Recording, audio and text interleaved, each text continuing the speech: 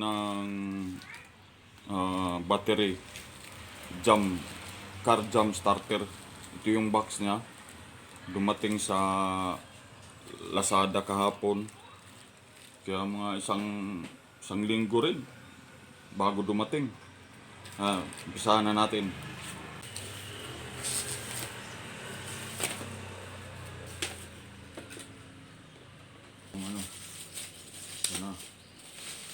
Yun.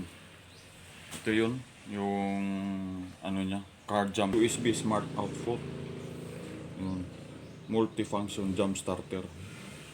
Yun, sa kabila. Yun. Ito yun, no? Mga product highlights. Charging deck. Yun. Yun.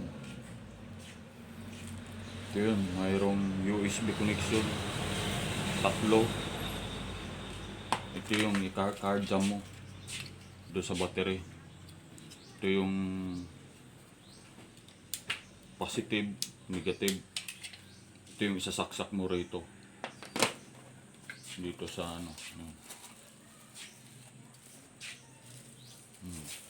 yun. Yan.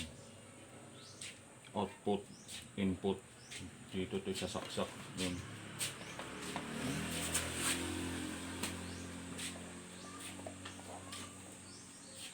Yung plus light niya.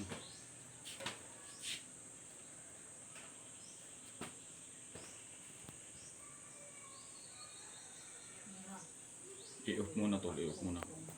Sa sakyanan, sa may yung sasakyan.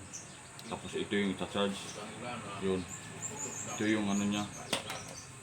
Yung sa kurente. Yun. Dito rin yung mga saksakan niya. Output. Ito yung sa starter, engine start.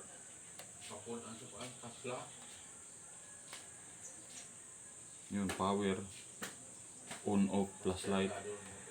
Wala pa to, hindi pa na-charge to. Yun. Dito. Ito yung niya. Yun. 1, 2, 3. Yun. Tapos ito yung kukunik doon sa positive sa battery sa sakyanan. Ito yung negative. Pag kunik nito, paandar rin yung sakyanan. Pag umandar na, yun, tanggalin na to. Yun. Pero hindi pa umano to dahil wala pang cha-charge muna to. Okay, ito yung manual. Manual niya dito saglit lang. Ito, bali tatlo yung pang cellphone USB, tatlong klase ito. Mayroong iPhone, mayroong pang Samsung. Yun. Ito mayroong pang 4. 1, 2, 3, 4. Yun. Ito yung on, off ng plus light. Pag i-on mo to, tapos ito yung power niya, i-post hard lang. Yun, may lalabas na saka iilaw na rin siya. Yun, plus light. Bali 4 dyan, 2 lang umiilaw. Yung tagiliran kasi may kulay yan yun.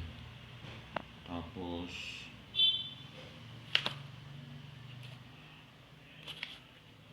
dito yung niya, saksakan ng clamp.